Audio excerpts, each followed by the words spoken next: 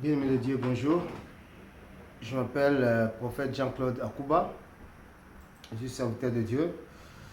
Je suis responsable de l'église de la Montagne des Oliviers. Je viens en ces jours pour te parler pour tout ce qui se passe aujourd'hui dans le monde chrétien.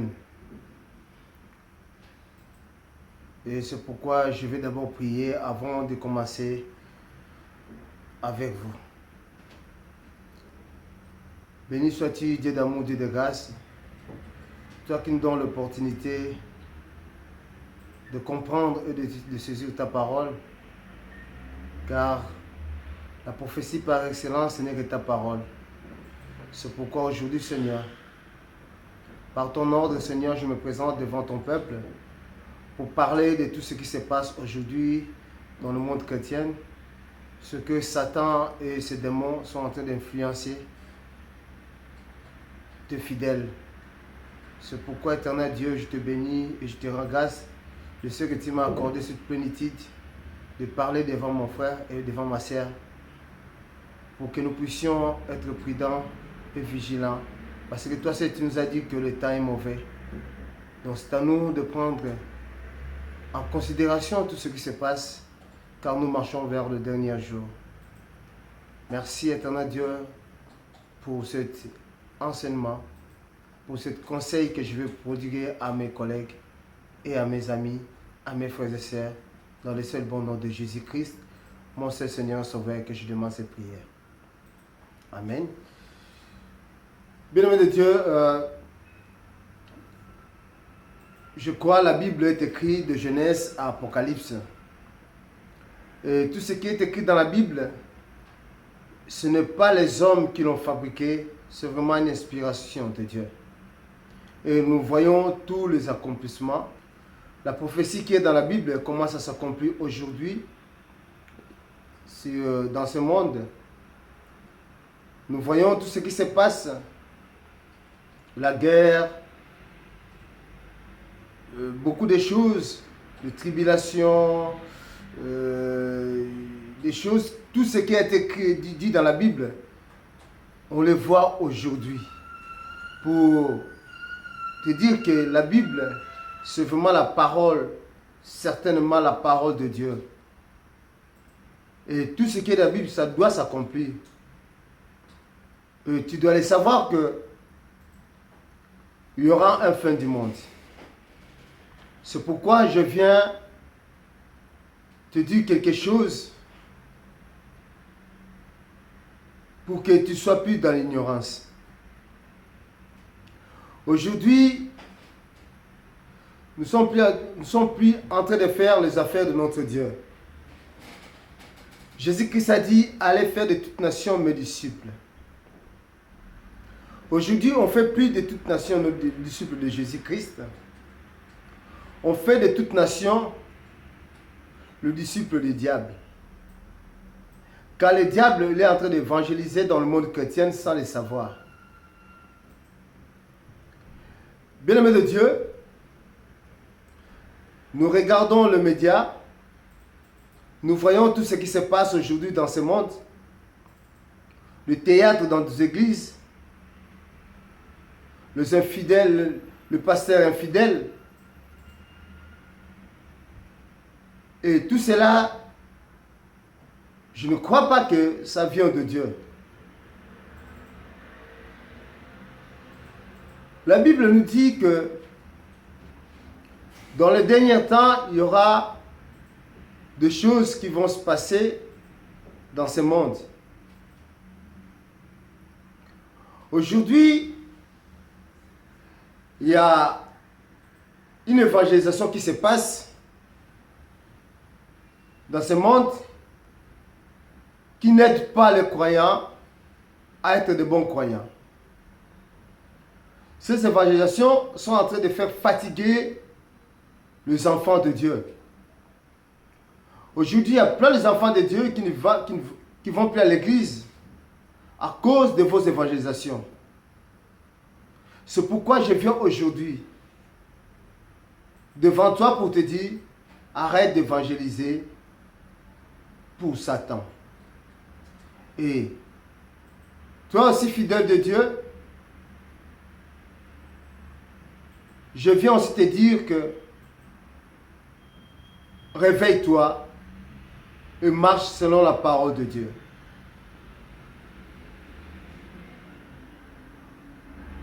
Aujourd'hui, partout on nous parle de marabouts, de pasteurs féticheurs, de pasteurs magiciens, de faux prophètes. Donc moi aussi je suis prophète.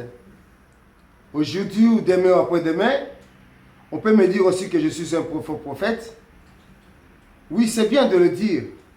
Mais sauf qu'on n'est pas en train d'aider ceux qui sont faibles. La Bible nous dit que vous qui êtes forts, vous devez faire des efforts pour aider ceux qui sont faibles. Si aujourd'hui, il y a de faux prophètes, si aujourd'hui, il y a des pasteurs magiciens, si aujourd'hui, il y a des évangélistes, des apôtres, des bishops, des archibishops, qui font des choses qui ne sont pas correctes avec la parole de Dieu. Certainement oui, ça s'est fait. Mais aujourd'hui, laissez-moi te dire, je suis prophète et pour vous dire même le moindre de tous les prophètes. Mais je rends grâce à Dieu de ce que il me donne des inspirations dans sa parole et il ne cesse de me parler pour vous. Comme je vous ai dit que la prophétie par excellence, ce n'est que la parole de Dieu. Et ce n'est pas la prophétie qui te poussera à entrer dans le royaume des cieux. C'est la crainte de la parole de Dieu. On peut prophétiser sur toi de bonnes ou de mauvaises choses. Mais sache que personne ne peut prophétiser sur toi l'entrée du royaume des cieux. Si ce n'est que Jésus-Christ lui seul, qui va élire au temps convenable ceux qui sont destinés d'entrer dans son royaume. Bien-aimé de Dieu, aujourd'hui, peut-être tu es fatigué, tu ne vas plus dans des églises à cause de tout ce que tu as entendu. Peut-être tu ne vas plus à l'église parce que il y a des choses qui ne sont pas correctes par rapport à la parole de Dieu. Je viens te dire que là où il y a les mauvais, il y a aussi des biens.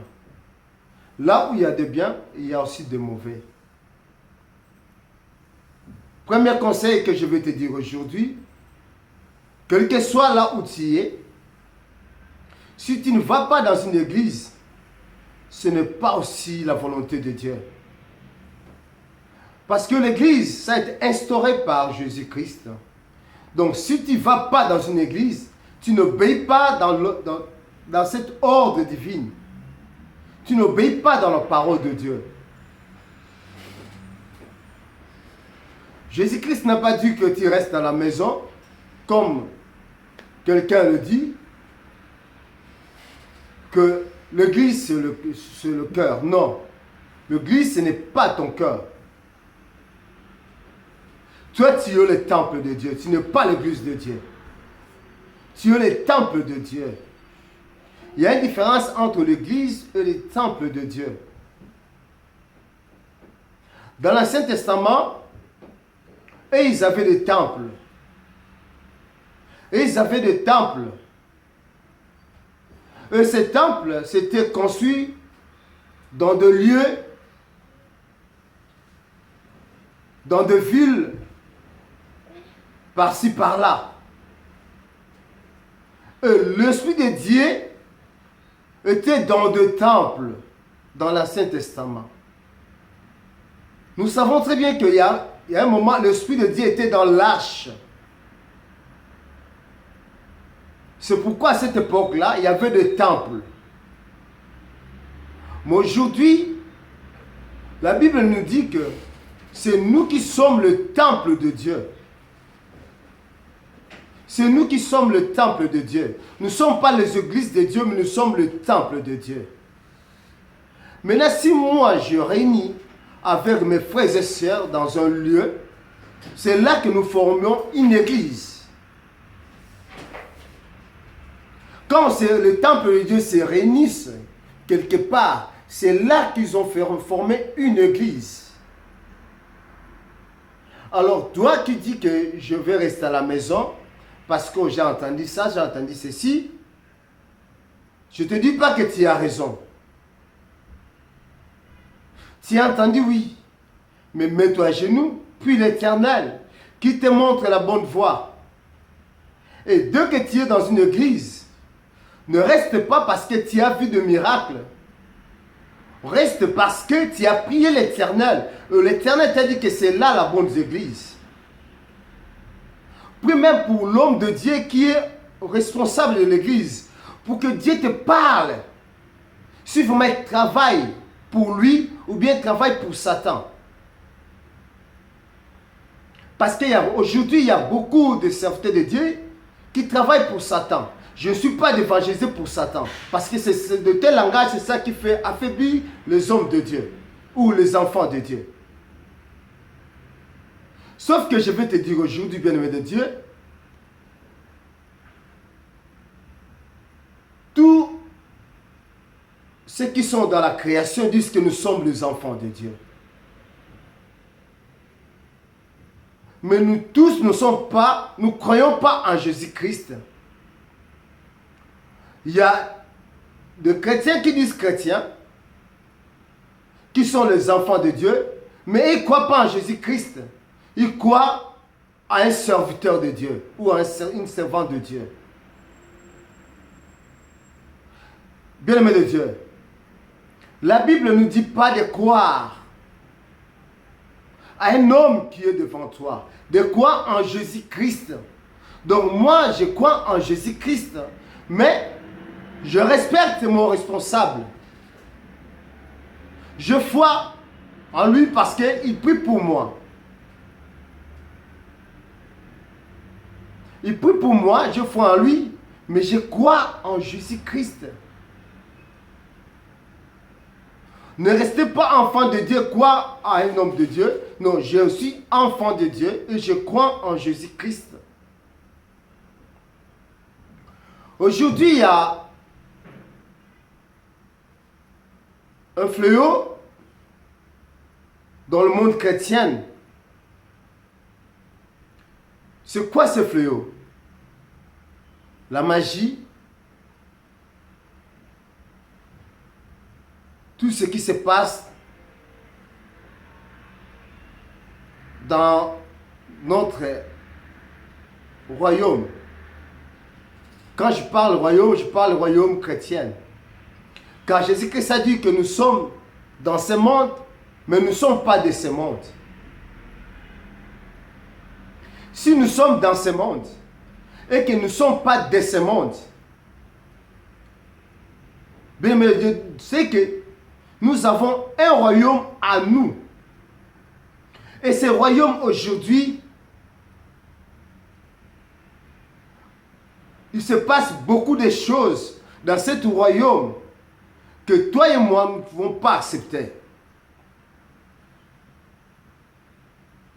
Il y a un homme dans la Bible qui a entendu dans ses oreilles quelqu'un en train de gérer son royaume. Et cet homme ne s'est pas resté assis pour entendre seulement. Il a fait quelque chose. Cet homme, c'est David. David n'était pas un soldat. David n'était pas quelqu'un qui était dans le bras gauche ou avec Saoul, non. Il est venu voir ses frères qui étaient dans le champ de bataille pour apporter leur nouvelle à Isaïe et son père. Mais arrivé là-bas, il a entendu quelque chose. Quand il a entendu, David n'était pas fier de ça. Aujourd'hui, vous, croyants, nous entendons tout ce qui se passe dans le monde chrétien.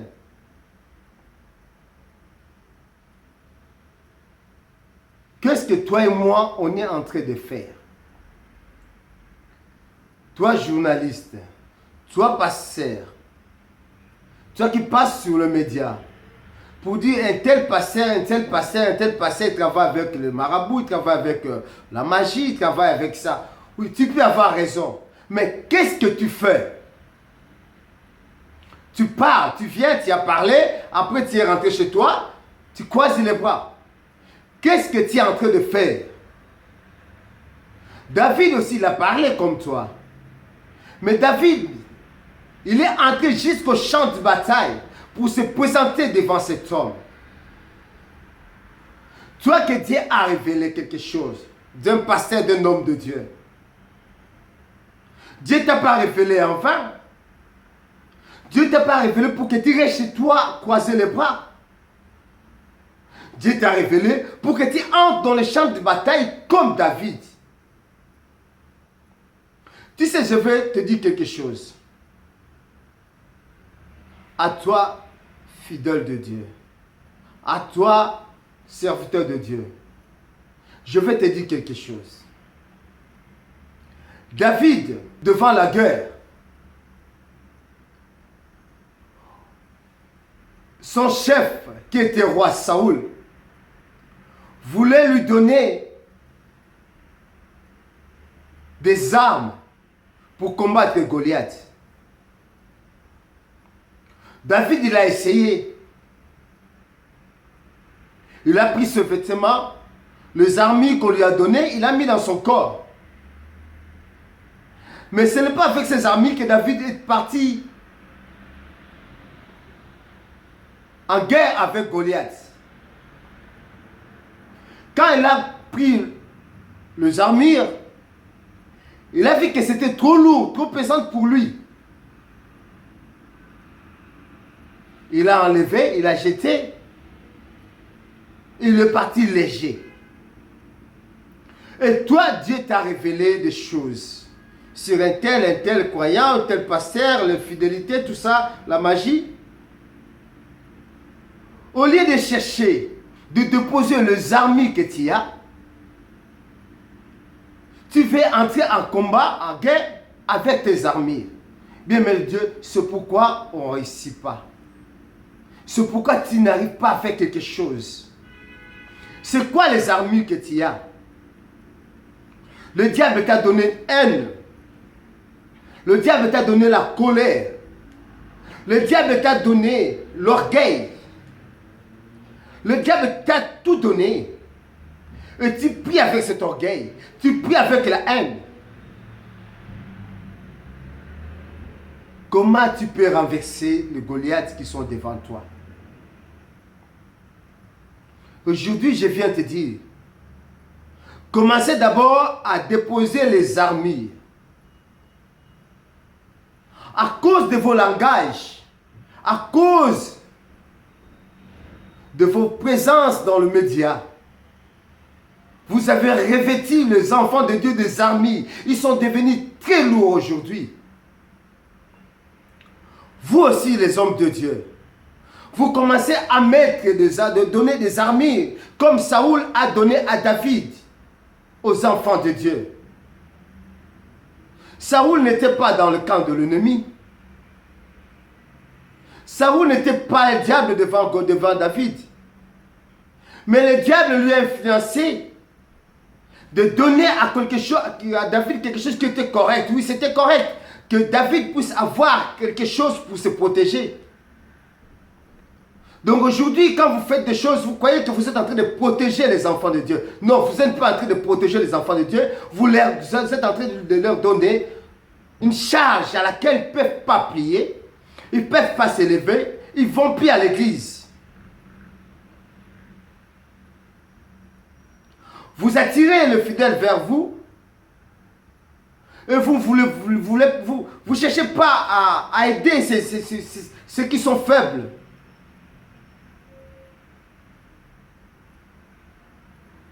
La Bible dit, allez faire de toutes nations mes disciples. Là, vous êtes en train de faire, non pas des disciples pour Jésus, mais vous continuez à faire des disciples pour Satan. À toi, homme de Dieu, qui est parti chercher la puissance derrière Jésus-Christ, je vais te dire aujourd'hui, bien-aimé de Dieu, il est temps pour toi de se repentir.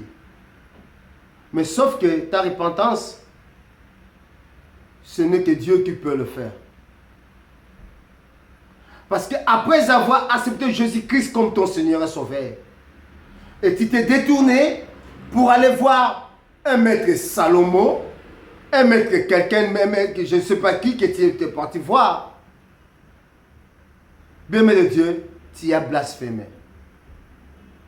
Tu as blasphémé.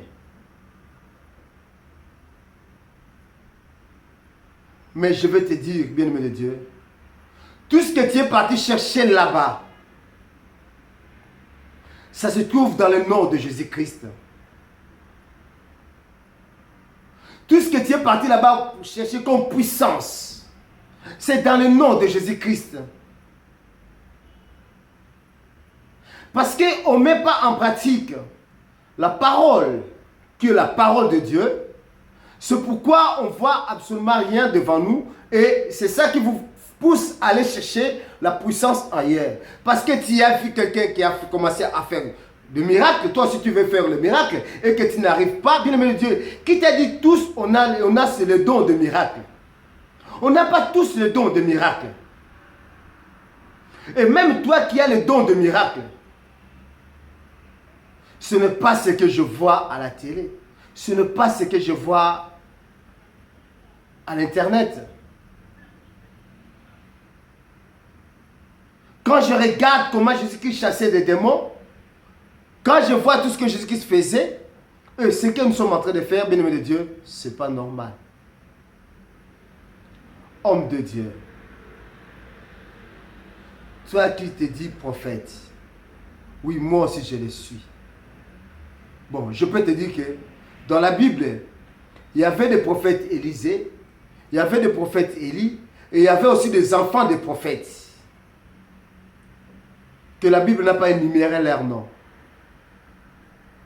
Donc si toi tu es Élie d'aujourd'hui et Élisée d'aujourd'hui, moi je peux te dire que je suis un enfant des prophètes.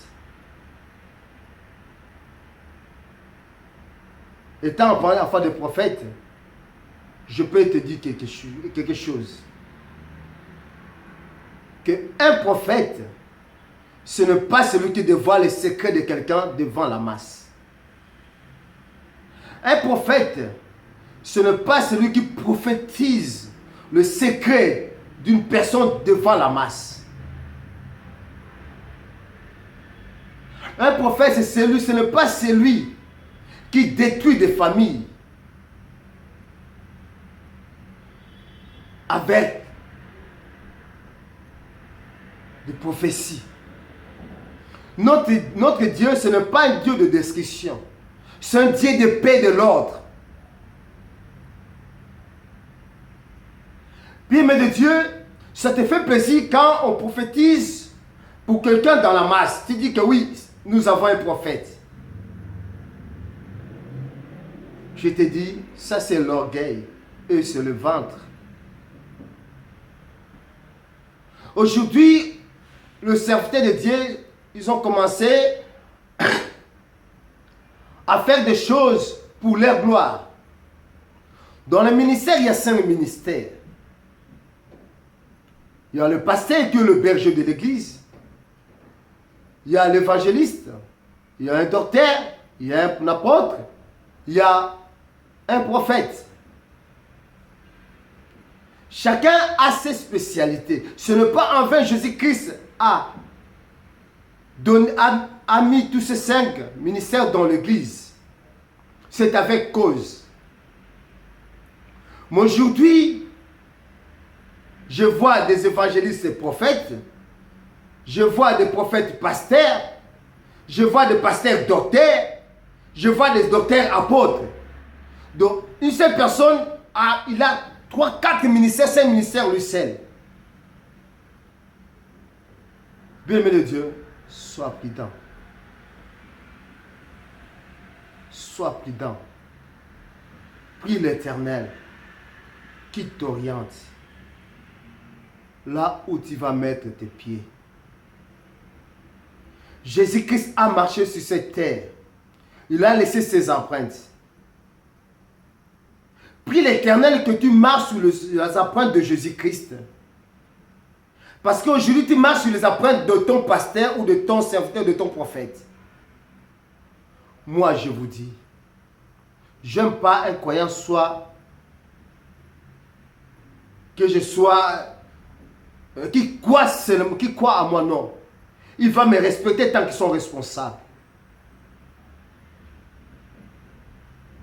Mais il va croire en Jésus-Christ au travers de moi. Et qu'il ne soit pas mon fanatique.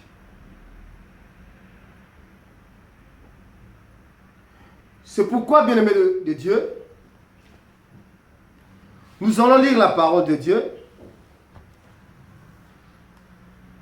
dans le livre de Job, chapitre 33, le verset 23. Mais s'il se trouve pour lui un ange intercesseur, un d'entre les 1000, qui annonce à l'homme la voie qu'il doit suivre, dit à compassion de lui et dit à l'ange de livrer-les, afin qu'il ne descende pas dans la fosse. J'ai trouvé une rançon. Dieu cherche une intercesseur, un ange parmi les 1000.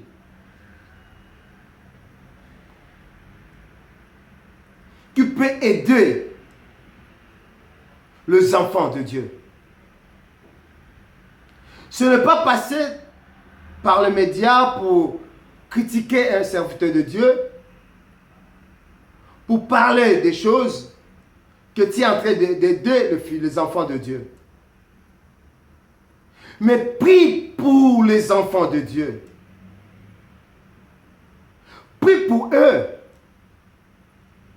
Pour qu'ils puissent avoir l'œil de comprendre, de voir. Parce que tu peux dire qu'un tel ou un tel serviteur de Dieu, il est magicien. Bien-aimé de Dieu, sache que dans son église, il y a eu des fidèles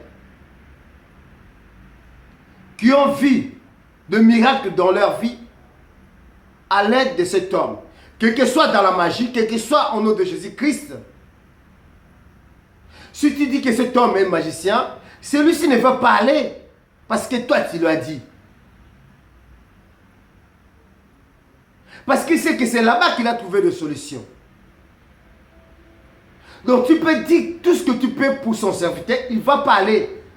Mais si tu commences à aider ces gens-là, tu commences à prier pour eux, que Dieu ouvre les yeux des croyants ou des fidèles aujourd'hui. C'est là que tu peux aider quelqu'un.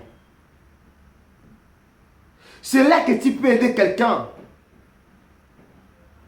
Parce que lui-même voit par ses yeux ce que font son serviteur. Il peut abandonner le chemin de cette église.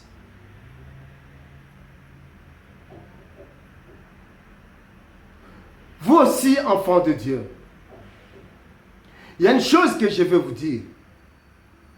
Il y a des fois, vous y arrivez à voir des choses. Les erreurs, les infidélités, tout ce qui se passe dans vos églises. Sauf que parce que vous êtes fan d'un pasteur serviteur de Dieu, et vous tentez toujours de rester. Bien, mais sache que la Bible dit, un aveugle conduit par un aveugle, tous deux tomberont. tous détomberont. Si Dieu, il t'ouvre les yeux pour voir que ton serviteur de Dieu, il a rendu gosse à une fille. Il a accepté une sœur de l'église. Tandis qu'il est marié. Ce n'est pas en fait que Dieu a voulu que vous puissiez voir cela. Pour que vous sortiez dans ce lieu-là. Ne dites pas que vous ne pas. Non. Un homme de Dieu, c'est quelqu'un qui se respecte. C'est quelqu'un qui croit à la parole de Dieu, qui vit la parole de Dieu. Qui ne vous dit pas que la sœur m'a tenté. Non. Qui ne vous dit pas que c'est un accident. Non. Ce n'était pas un accident. L'accident, c'est quelque chose qui vient brusquement. Mais lui, ce n'était pas brusquement. Il a marché. Il est arrivé dans ce lieu. Il a commencé à déshabiller. Tu dis que c'est un accident. Et si vous dites que la sœur m'a envoûté, toi, c'est peut-être si quelqu'un commence à t'envoûter, et comment tu vas commencer à désenvoûter, tu es fidèle. Bien, mais si Dieu vous montre toutes ces choses, c'est qu'il est en train de vous dire de sortir dans ce lieu. De sortir dans ce lieu.